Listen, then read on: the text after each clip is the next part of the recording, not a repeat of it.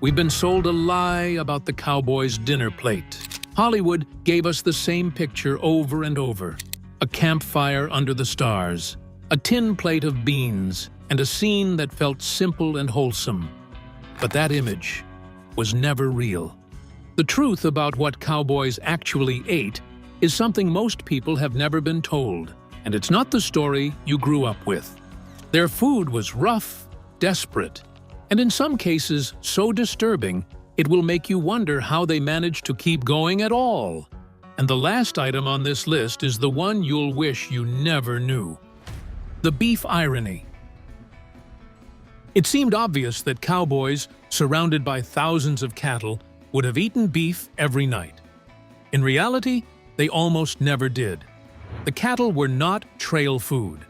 They were money on four legs, and every steer was meant for sale at the railheads in Kansas. Killing a healthy animal was treated like burning cash. Unless a cow was injured, sick, or too weak to walk, it would never be touched. When one finally broke down, the crew would butcher it where it fell. Cookie, the camp cook, would skin and carve the carcass in the dirt while flies swarmed and vultures circled overhead. Even then, the men never saw the best cuts. Prime steak was off limits. What landed in their pans were scraps so tough they had to be chewed for minutes before they broke apart. Most beef on the trail came as jerky, and it was hardly appetizing. The cook would hack off lean trimmings, rub them with handfuls of salt, and leave them drying in the prairie sun. By the time the men chewed them, they were as hard as wood. Cowboys called it boot leather for good reason. It shredded gums, cracked teeth, and left jaws sore before hunger was ever satisfied. When fresh beef appeared, it was no prize either. It was usually stringy shank or shoulder fried in bubbling tallow over a fire fueled with dried cow dung. The only seasoning was coarse salt, with pepper used rarely if any remained. The result was greasy, chewy, and almost tasteless. Organ meat was sometimes treated as a reward, but even that was far from pleasant. Liver fried with onions, when onions existed at all, was considered luxury, but it was metallic and bitter. Nothing was thrown away. Once the meat was gone, Cookie scraped the greasy pan, stirred in flour, and thinned it with water or even weak coffee. The result was a lumpy gray sludge called sop, which was poured over biscuits to force it down. Meals like this gave cowboys enough calories to survive long rides, storms, and stampedes. But the experience of eating them was closer to endurance than enjoyment. Bean bedlam, the fart-fueled fuel that broke backs and spirits. Most nights, cowboys ended their day with the same depressing sight: a greasy pot of beans. Beans were cheap, lasted forever, and weighed less than meat, which made them the easy choice. But easy did not mean appetizing. The routine was always the same. In the morning, the cook would dump pounds of dry beans into an iron pot, fill it with creek water, and tie it to the wagon. All day long, the pot would bang against the wheels, the water would grow cloudy, bugs would land in it, and dust would settle on top. By sundown, when the fire was lit, the beans were swollen and pale. If the cook had salt pork, he tossed in greasy chunks. If he had nothing, the beans boiled alone. After hours on the flames, the pot became a thick stew that smelled sour and smoky at the same time. This was supper, served night after night. By morning, the same pot was reheated. Cold beans were scraped from the sides and stirred back in. To mask the bland taste, the cook would sometimes dump in coffee grounds or red pepper. It only made the mess more bitter. Cowboys swallowed it anyway, shoveling spoonfuls into their mouths before another long day. The after effects were constant: bloated stomachs and gas that made the camp reek. When supplies ran short, The cook tried to disguise the beans. Mashed into greasy patties, they became haystack cakes that looked like fried mud. Thinned with water, they became a watery soup that tasted like nothing but smoke and grit. When peas replaced beans, the result was worse. Cowboys called it saddlebag slop because it looked and smelled like paste scraped from leather. Fatback or wild garlic gave it a hint of flavor, but most of the time it was thick, gray mush. Bread brutality, from sourdough salvation to hardtack havoc. Bread might sound like the simplest part of the diet, but on the trail, bread could make or break a meal. For men who rode long hours and burned thousands of calories each day, bread was supposed to provide comfort and energy. Instead, it often turned into the hardest part of supper. The key ingredient was something called a sourdough starter. This was a small batch of flour and water that had been left to ferment. Over time, natural yeast from the air would grow in it, which made bread rise. Because packaged yeast did not exist on the frontier, the cook had to protect this starter at all costs. He would feed it by adding more flour and water each day to keep it active. If it got too cold, the yeast could die. So some cooks even kept the jar wrapped in cloth or under their blanket at night. When it was time to bake, a portion of the starter would be mixed with fresh flour, salt, baking powder, and a bit of lard if any was available.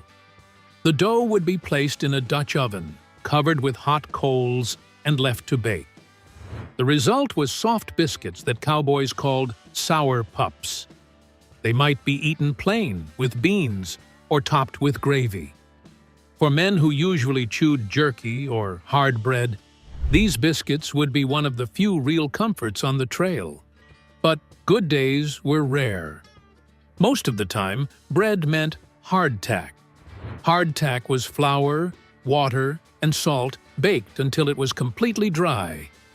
It could last for months without spoiling, which made it easy to carry. But eating it was miserable. Cowboys nicknamed it gun-wadding because it was as hard as stone. Men often had to soak it in coffee or soup before it was soft enough to chew. Even then, it could break teeth or cut gums. Hardtack filled the stomach, but no one enjoyed it. It was food for survival, not food for pleasure. There were a few other options, all born of necessity. Corn dodgers, sometimes called hush puppies, were cornmeal patties fried in bacon grease. They were fast to prepare and provided some variety, though they were heavy and oily. Wagon bread, also called slap bread, was a mixture of flour, lard, salt, and baking powder fried in a skillet. When it was cooked well, it would be chewy and filling. When it was rushed, it often came out burned and bitter. When supplies ran low, the cook improvised. Potatoes roasted directly in the fire, nicknamed ember fools, could stand in for bread. In areas with oak trees, acorn bread was sometimes made. Acorns would be soaked to remove their bitter taste, ground into paste, and baked into patties on hot stones. The result was dense, earthy, and unappealing, but it kept hunger away. Bread on the trail swung between two extremes. At its best, it gave cowboys a sense of home and reminded them of what they were missing. At its worst, it punished them with broken teeth, bitter taste, or meals that felt more like work than relief. Dried pea soup, the sticky belly warmer. Of all foods cowboys relied on, dried pea soup is one of the most surprising. It is thick, heavy, and more like paste than soup, but it fills a man's stomach fast. One bowl could leave a cowboy so full he could barely bend to tighten his saddle. Yet, he would still line up for more. On the trail, it was often called saddlebag slop, a name that reflected how it looked, how it traveled, and how it sat in a man's gut. When beans ran short, peas would take their place. They were cheap, light to carry, and could last for months without spoiling. Cowboys usually carried split green or yellow peas, bought from traders in Texas and packed tightly to keep out bugs. To them, peas were not garden food. They were fuel, stored in wagons and bedrolls like currency that never lost value. Cookie, the cook, would rely on them whenever beef was scarce or the drive stretched longer than expected. The cooking process demanded patience. Water would be taken from a creek or barrel, strained through a sock or cloth to remove dirt and insects. Dry peas were dropped into a Dutch oven, rattling like stones before soaking up the water. To add flavor, Cookie would throw in fatback, salted pork belly that slowly melted as the pot simmered. This gave the peas both salt and grease, turning the stew into a filling, if unappealing, meal. The pot would sit over cow-chip coals for hours while Cookie stirred it with a long spoon. As the peas softened and burst, the stew thickened until it clung to spoons and teeth alike. If the men were lucky, wild onions or garlic found on the trail might be added. These gave the soup a sharp bite and broke up the bland taste. Without them, the dish was little more than peas and pork fat, heavy but reliable. There were no timers or recipes. The cook would keep stirring until the stew looked right and coated the tin cups like paint. Once served, it was more than food. It was warmth against the cold, fuel after long rides, and a guarantee that no cowboy went to bed hungry. The side effects came later. Dried peas were known to cause gas, and every crew joked about the noise that followed supper. Cowboys laughed about it, but they never stopped eating pea soup because it worked. It was cheap, filling, and always available. For all its faults, saddlebag slop kept men moving. But when potatoes showed up in the chuck wagon stores, the mood shifted. Potatoes meant variety and something closer to real comfort. And for once, supper felt less like survival and more like a welcome surprise. Ash-roasted potatoes. Some of the most dependable meals on the trail did not come from beef at all. When cattle could not be butchered, when rifles failed, or when supplies ran low, cowboys turned to crops that lasted long on the chuck wagon. Potatoes were the most common answer. They were cheap, heavy, and lasted for weeks without spoiling. The cook always carried sacks of russets or red-skinned potatoes because he knew they could carry the crew through storms, dry spells, or long gaps without meat. Cooking them required no skill. A cowboy would pick up a fist-sized potato, brush off the dirt, and bury it directly in the hot ashes of a dying fire. No foil, pans, or peeling were needed. After an hour, the skins blackened and cracked open. Inside, the flesh turned soft and steaming. The potato could be eaten plain, sprinkled with salt if any remained, or covered with leftover bacon grease. Some cowboys chewed the skins for extra crunch. Others mashed the potato into beans to make a heavier meal. However it was eaten, it filled stomachs quickly and gave enough energy to keep men riding for another long day. Cattle drive journals show that roasted potatoes became one of the most reliable trail foods. Men wrote with surprise at how something so simple provided so much strength. A single bag of potatoes could be stretched over weeks, feeding hungry crews when nothing else was left. Dried pumpkin chips. When supplies ran thin and the trail stretched on for far too long, the cowboys sometimes turned to something strange. Pumpkins. We're not talking of the type baked into pies or stewed in pots. This one is sliced into strips and dried in the sun until they turn into chewy, leathery chips. Cowboys nicknamed them prairie taffy, and while they weren't candy, they were the closest thing to sweet relief men could find on the open plains. Pumpkins weren't common rations on the chuck wagon. But when fruit and sugar were gone, cowboys scavenged or bartered for wild varieties that grew tough near creek beds. These gourds were nothing like the polished ones you'd see at harvest fairs. They were rugged, thick-skinned, and built to survive the harsh prairie. What made them valuable was their natural sugar and vitamins, a defense against scurvy and exhaustion when the diet turned too heavy on beans and salt pork. The process was simple, but rough. Cowboys split the pumpkin open with a sheath knife, scooped out the seeds, and cut the flesh into thin ribbons. Those slices were spread on sun-baked rocks or hung from saddle strings, left to dry under the relentless heat until they turned chewy and bendable. There was no salt or smoke, just sun and time. It could take days, sometimes longer if the weather turned humid, but once dried, the strips kept for weeks without rotting.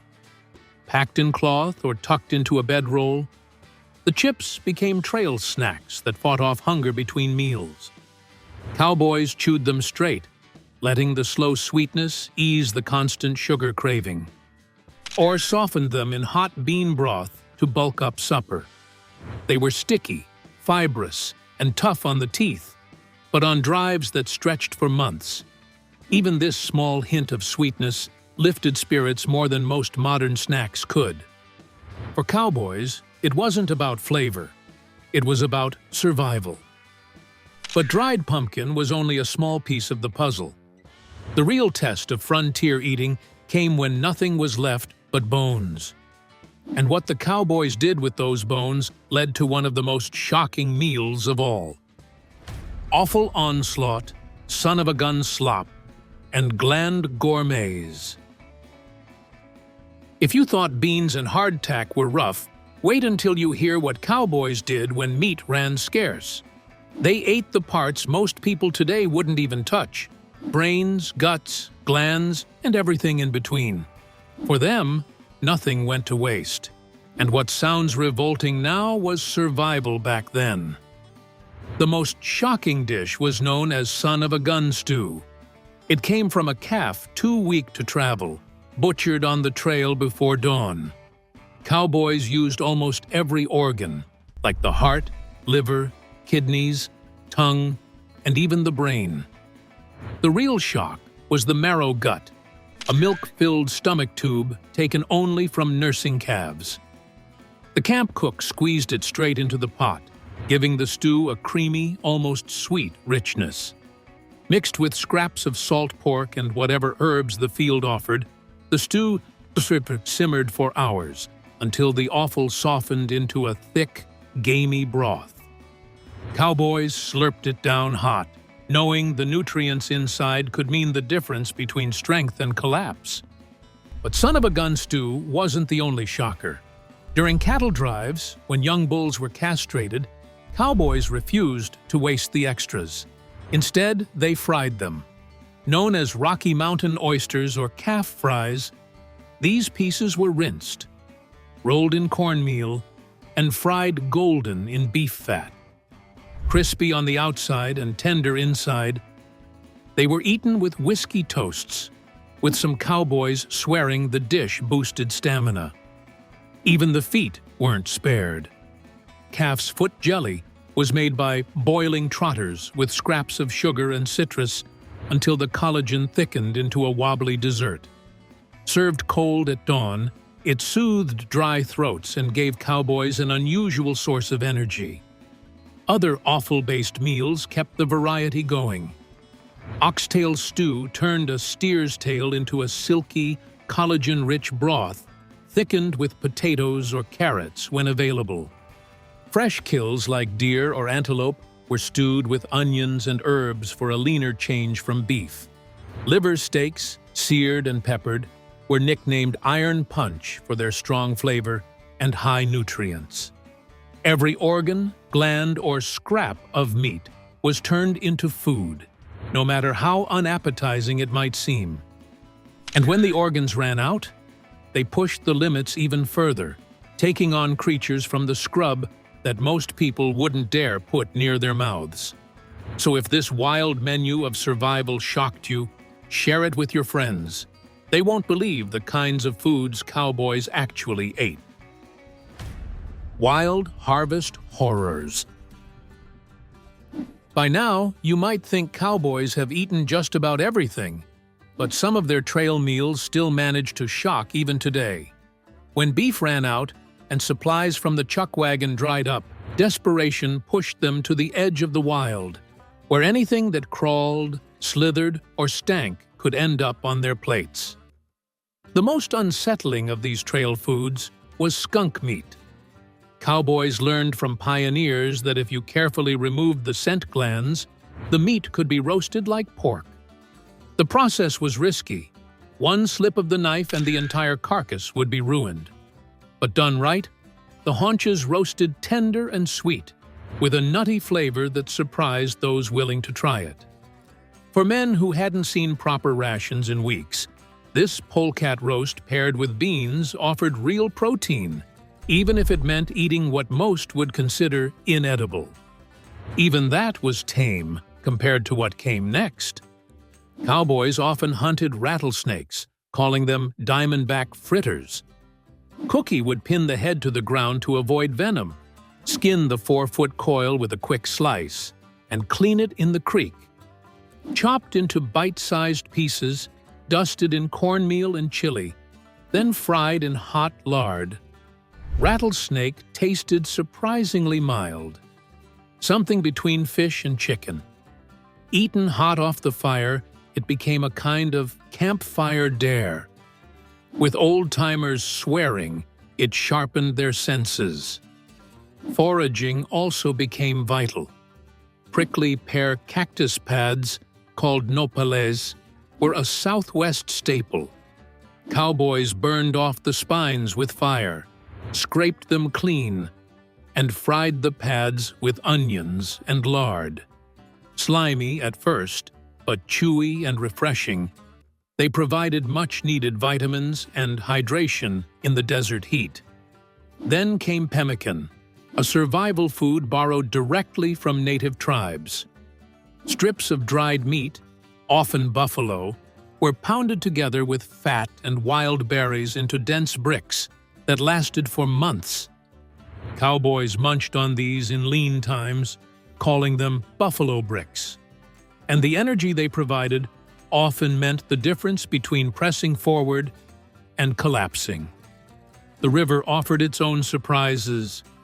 Turtle meat, pried from the shell and fried with wild greens, it was another rare but welcome addition, tasting like a mix of chicken and fish.